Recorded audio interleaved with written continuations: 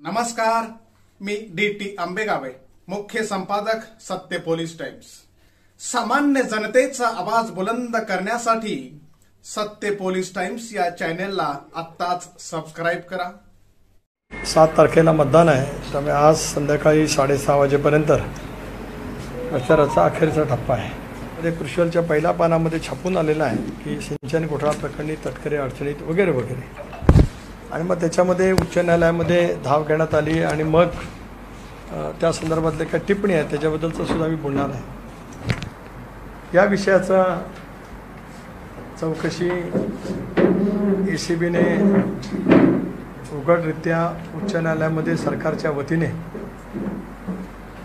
त्यावेळेला देवेंद्रजी मुख्यमंत्री होते, त्याला नागपूरच्या उच्च न्यायालयामध्ये नमूद केलेलं होतं की माझ्यावरती अजितदादांच्यावरती जे काही आरोप झालेले आहेत त्याची उघड चौकशी, ज्याला ओपन इन्क्वायरी म्हणतात, एक डिस्क्रीट इन्क्वायरी असते आणि एक ओपन इन्क्वायरी असते, वकील आहेत त्यांना कळू शकतं। ओपन म्हणजे खुली इन्क्वायरी होईल अशा वेळची घोषणा राज्य सरकारच्या वतीने नागपूरच्या उच्च न्यायालयामध्ये त्या ठिकाणी केली गेली होती।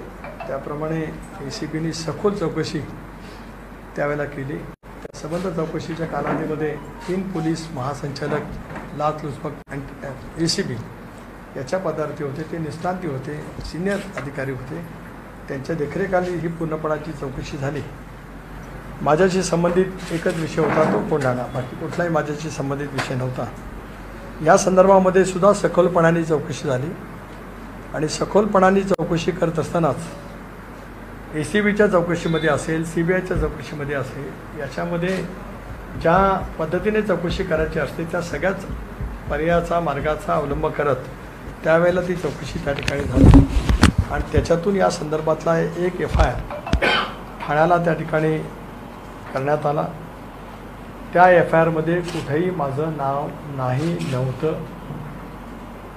त्या संदर्भातलं चार्जशीटही दाखल करण्यात आलं, त्याच्यातही माझं कुठं नाव त्या ठिकाणी नव्हतं।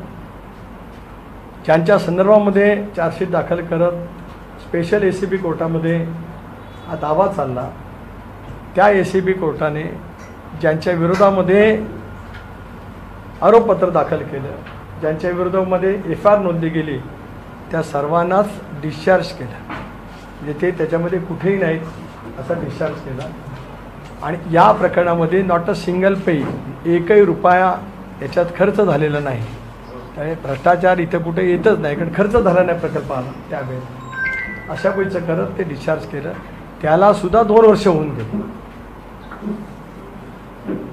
इथे वकील आहेत, एखादा विशिष्ट कोर्टाने निकालपत्र दिल्याच्या नंतर अपील करायला अधिकार राहू शकतो आणि तो कोणाला नाही अधिकार, तो जे कोण यंत्रणा दाखल करत असते त्यांना, बाकीच्यांना लोकल स्टँडी त्याच्यामध्ये नाहीच। पण तरीसुद्धा हे जे कोण सोकॉल्ड बबलू सय्यद आहेत त्याने ते दाखल केलेलं आहे। एक तर मी वर्तमानपत्रामध्ये वाचलं, त्याच्यामुळे मला त्याच्यातली माहिती त्या ठिकाणी मिळाली। केवळ निवडणुकीच्या तोंडावरती, आणि हे सय्यद गेल्या 2 महिन्यात कोणाला भेटले, किती वेळा भेटले, ह्यांना कोणाचे फोन झाले, ह्यांनी कोणाला फोन केले, मुंबईला कोणाला जाऊन भेटले, अलिबागला कोणाला भेटले, ठाण्याला कोणाला जाऊन भेटले, जिल्ह्यात कोणाला भेटले, याची इत्थंभूत माहिती माझ्याकडे आहे। मला या विषयावरती आज काही भाष्य त्या ठिकाणी करायचं नाही, पण केवळ निवडणुकीच्या तोंडावरती, कारण याच्याशी माझा सुतराम संबंध नाही। त्याबद्दलची सगळी कागदपत्र माझ्याकडे आहेत। आज काय मी देणार नाही, कारण आता हे न्यायालयामध्ये प्रलंबित आहे। FIR कधी झाला, चार्जशीट काय दाखल झालं आणि कोर्टाचा निकाल, स्पेशल कोर्टाचा निकाल जो झाला तो सुद्धा याच्यामध्ये या ठिकाणी आहे। मला एवढंच सांगायचं आहे की या सगळ्या बनावट आणि खोटी कारणं पुढं करत एक बातमी या ठिकाणी करण्याचा प्रयत्न केला गेला आहे। ॲडव्होकेट मानसी म्हात्रे यांच्या वकिली ज्ञानाबद्दल मला अजिबात हे अर्थाचं काय करण्यात, त्या ज्येष्ठ विधिज्ञ आहे, त्याच्यामुळे त्यांचं कायद्याचं ज्ञान आघात त्या ठिकाणी आहे। पण त्यांचं वक्तव्य जे आहे ते वक्तव्य काय आहे तेवढं मी वाचून दाखवतो। सिंचन घोटाळ्याचे प्रकरण दाबण्यासाठी सुनील तटकरे भाजपच्या मांडीवर बसले। भाजपच्या वॉशिंगमध्ये गेल्यावर तटकरेंचं नाव सिंचन घोटाळ्यातून वगळण्यात आले। मात्र येत्या 7 तारखेला होणाऱ्या सुनावणीमध्ये उच्च न्यायालयाने चौकशीचे आदेश दिल्यास तटकरेंच्या भ्रष्टाचाराचा चेहरा बाहेर येईल। त्या वकील आहेत, त्याच्यामुळे त्यांच्या वकिलीचा आदर ठेवून या ठिकाणी सांगतो, हे सगळं प्रकरण 14 ते 19च्या कालखंडातलं आहे। त्याला माझा भारतीय जनता पक्षाच्या सहभागातला कुठलाही भाग त्या ठिकाणी नव्हता।